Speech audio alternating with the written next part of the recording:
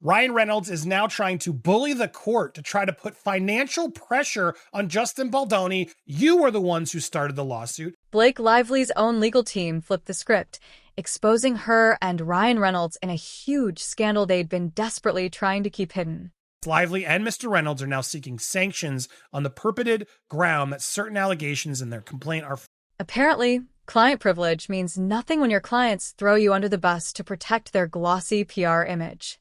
And honestly, if you treat your lawyer like a disposable napkin, don't be surprised when he becomes the courtroom's sharpest weapon against you. Mr. Reynolds and Miss Lively's sanctions motion that are frivolous. Mike Gottlieb isn't here to play nice or be anyone's legal puppet. He stands firm, refusing to be manipulated or used in the game of power and control. You guys are trying to force down a narrative, and we are refusing to accept it. This time, Ryan Reynolds and Blake Lively's team tried to drag Mike into their drama, pushing him to file sanctions against Justin Baldoni. But Mike didn't just refuse. He blew the whole scheme wide open, exposing the messy circus behind their legal tactics for everyone to see. You don't get to just throw your power around and keep demanding that it's frivolous and to go away and blah, blah, blah, blah. You are so out of touch. Insiders close to the filings reveal that Ryan's team wanted their lawyer to ask the court to punish Baldoni, not because the lawsuit lacked evidence, but simply because it was inconvenient for them. That's what a sanction really means in legal terms: force him to pay and shut up. Here's where it gets even murkier. If Mike had gone along with that request, he risked serious legal violations, potentially facing disbarment or even jail time. Mike made it clear to Ryan's team, this isn't how the law works. He refused to cross that line, standing firm on legal ethics. You guys started this lawsuit. Let's not forget, you were the ones who started the lawsuit, and Justin's proven fairly that a lot of what your wife is saying didn't seem to happen. You can't just weaponize the courts to silence someone because your image is taking hits. You can't make up your own rules just because you're Ryan Reynolds and married to Blake Lively. That might play well on Instagram, but it doesn't fly in a federal courtroom. Now, again, demanding sanctions over the frivolous suit, which is a frivolous request. This is why Mike Gottlieb's name keeps coming up in the scandal. Instead of protecting Blake and Ryan, he exposed exactly what they were trying to do. He refused to be part of their scheme and called it out loud and clear. Mike told them, if you want someone willing to commit legal suicide just to save your reputation, find another fool.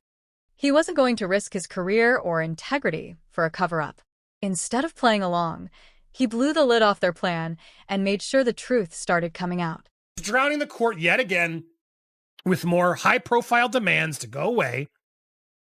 Ryan Reynolds has had enough of these utterly frivolous. I mean, I feel like I've read this story 4 times. Let's break down what Ryan's team aimed for. They wanted to hit Baldoni with monetary sanctions, basically asking the court to punish him financially for allegedly wasting the court's time.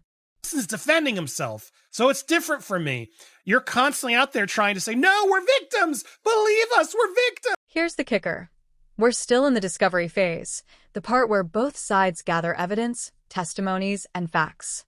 The court hasn't even reviewed everything yet, but Ryan's team tried to skip it all. No discovery, no facts, just silence. That's not a legal argument. It's a tantrum. And Mike Gottlieb saw right through it from the start. Trying to dodge discovery wasn't about law.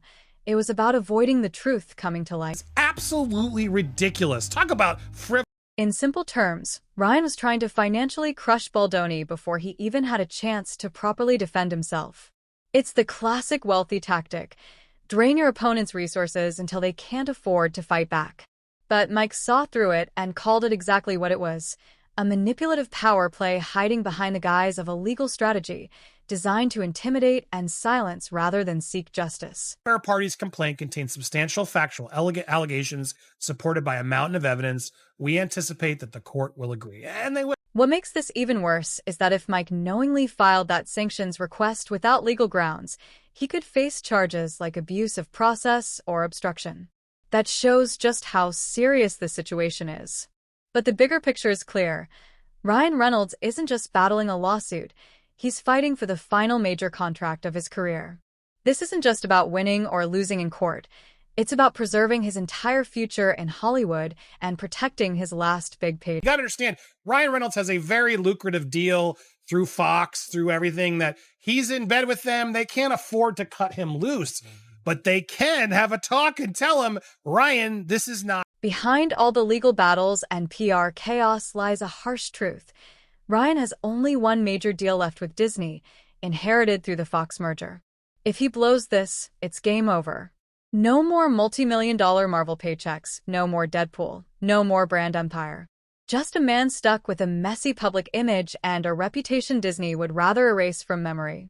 The stakes couldn't be higher, and the clock is ticking fast. Seems to be so stubborn and aggressively trying to prove the proof is out there, and I don't know what this man is thinking. Here's the twist. Disney can't just cut him loose, at least not yet. His contract is locked in, signed years ago under the Fox umbrella, long before the scandal blew up.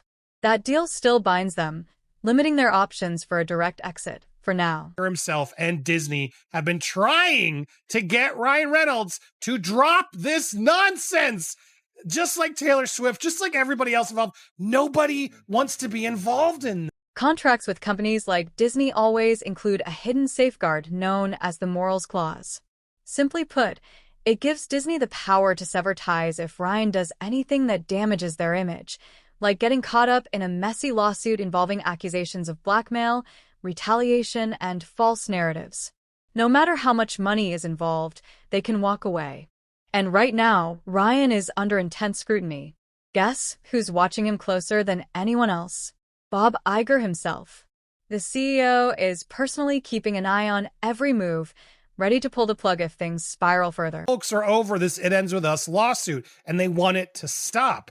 And one of those people I hear now from multiple sources is Bob Iger himself. Multiple insiders say Bob is not just annoyed or disappointed. He's outright furious with Ryan's behavior. This lawsuit is bleeding into Disney's territory, dragging the company's reputation through the mud, and Bob isn't willing to let it slide any longer. He wants to be involved in this. And now they've put on a brave face. They have made it clear they're not going to play nice pool with Justin over these Deadpool requests of getting information from the film. It's dragging down the hype for Deadpool 3, derailing marketing plans, and flooding the press with courtroom drama instead of box office buzz. For a company built on spotless, billion-dollar brands, this isn't just bad optics, it's toxic. Disney doesn't do scandal. And Ryan's mess is starting to spill. It's Justin's right. This is all absolutely valid. This is not frivolous.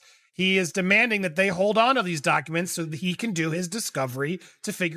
So what does back off or burn really mean? It means Bob Iger has delivered a clear, personal warning to Ryan. Step out of the spotlight, drop the drama, and fall in line, or we'll make sure Deadpool is your final Marvel role. No second chances. No quiet fixes. Just a hard stop to the Reynolds era. Cases for, Ryan. You don't get to just throw your power around and keep demanding that it's frivolous and to go away. And blah, blah, blah, blah. You are so out of touch. It's wild. They can't pull the plug outright, not without triggering legal fallout, but they can isolate him, push him to the sidelines, and make sure no new contracts ever land on his desk. It's a silent cancellation. On paper, you still have a seat at the table, but in reality, no one's calling. No one's offering roles.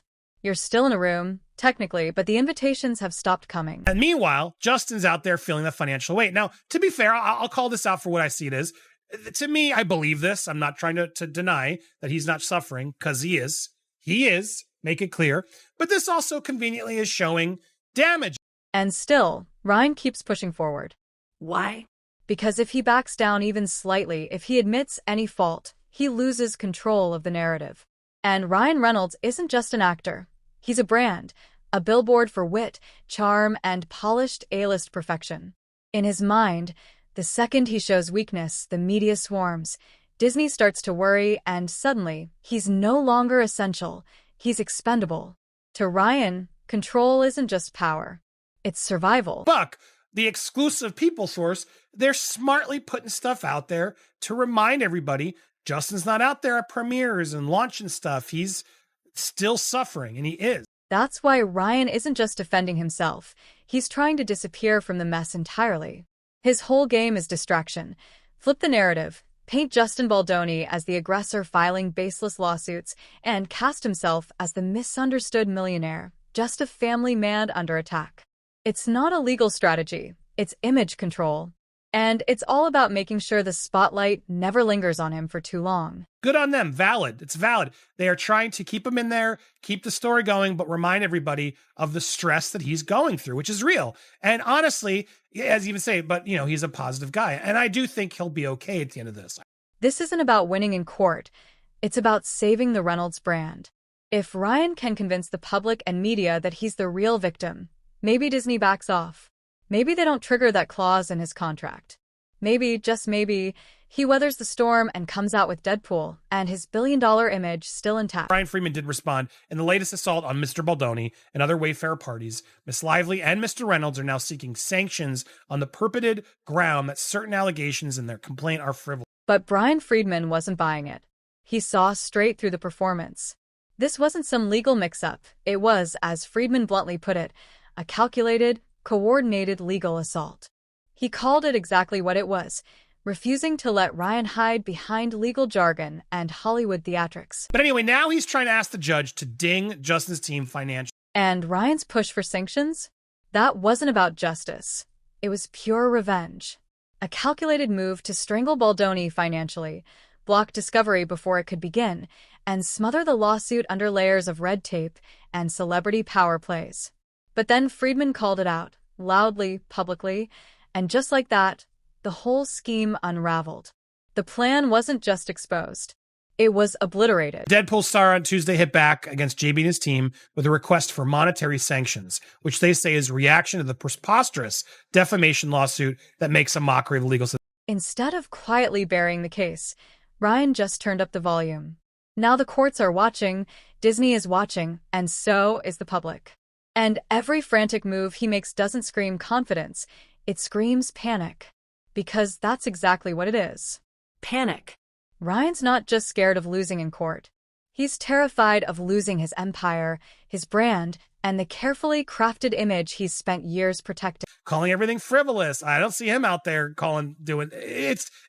you are a mockery, Blake. This whole thing was a mockery. Your whole inability to accept some bad press shows how thin-skinned you were back in.